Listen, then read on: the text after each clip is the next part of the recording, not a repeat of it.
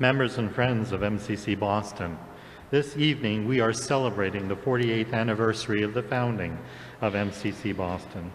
As a part of our celebration, let us revisit some of our historical work and the role in shaping the wider MCC Fellowship.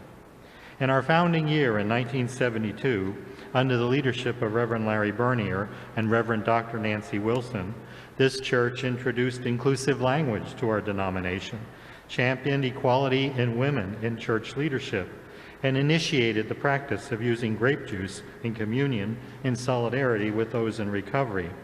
These accomplishments today may seem pretty tame because they are so widely accepted, but 48 years ago, these were hard-fought battles. In our first decade of service under the leadership of Reverend Ed Hogan, this church participated in a counter-demonstration against Anita Bryan as she attempted to hold her Save Our Children rally in Boston. Our witness, along with others, was successful in that it sent Anita and her people home without holding their rally. Reverend Ed is also recognized for fasting at the JFK Library in protest to the California Briggs Initiative, which attempted to expel gay school teachers from public schools.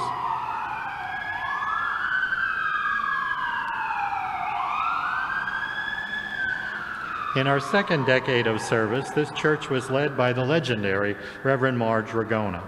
Reverend Marge is remembered as both a founding member and contributor to Mother Eagle Press, a lesbian-centric spiritual publication, and for her work Feminist Views of Christianity, published in 1972. During her time at MCC Boston, Reverend Marge conducted numerous radio and TV interviews, frequently being paired against right-wing, anti-gay antagonists. Reverend Marge would remain professional and calm against the radical demeanor of her opponents, focusing instead on the need for security in jobs and housing for gays and lesbians. In the later part of our second decade of service, this church was led by Reverend Steve Carson, who grew the church from about a dozen faithful followers to a church of 80 people. As UFMCC became the church with AIDS, Reverend Steve led us to be the church where people affected by HIV and AIDS were warmly embraced. It was common at that time for folks to cry through communion prayer just simply for being held. During the first part of our third decade of service, this church was led by Reverend Tim Cook, who worked to make MCC Boston more visible in the community. This visibility sometimes resulted in physical and verbal abuse, like while marching in the St. Patrick's Day Parade. The media captured the assault that day, and our painting Icon Through the Ages that hangs in the back of the sanctuary was donated in recognition of this witness. In our last part of our third decade, this church was led by the Reverend Dr. Joan Saniak, who co-founded the Religious Coalition for Freedom to Marry, laying the foundation for marriage equality here in Massachusetts. By 2004, when same-gender marriage became legal in this state, the coalition had swelled to more than 550 clergy, all but eliminating opposition to same-gender marriage from the pulpit. In our fourth decade of service, this church was led by Reverend Michael Cooper, who championed the rights of the transgender community by frequently testifying in the State House on our behalf. His efforts contributed to the enactment of non-discrimination laws for gender identity in the areas of employment, housing, K-12 public education, and credit. Additionally, Massachusetts hate crime laws were updated to include gender identity. In between these visionary leaders, I am reminded of the many people who contribute greatly by adding their voice at the pulpit for MCC Boston.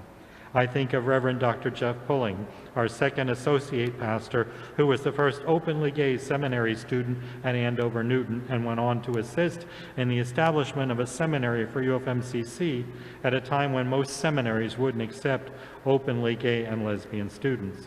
I think of Justin Tanis, who went on to write his groundbreaking book, Transgender, Theology, Ministry, and Communities of Faith. I think of Reverend Nancy Hitt, an American Baptist minister who brought a discarded gay teenager so he could be introduced to the liberating message of MCC, and then stayed and added her own voice to our community. And I think of Reverend George McDermott, who for many years up until his death volunteered as our pastoral care minister, addressing the needs of our congregation. And then most recently, I think of Reverend Elder Jim Matulski, a visionary who troubles the waters of complacency and encouraged MCC Boston to look beyond who we are and into what we could be. MCC Boston has had a relevant and vibrant history. Today, as we begin our 48th year of service, this church is blessed to be led by our wonderful core ministry team. With their help and the help of our other dedicated board members, we have the opportunity for a bright and glorious future.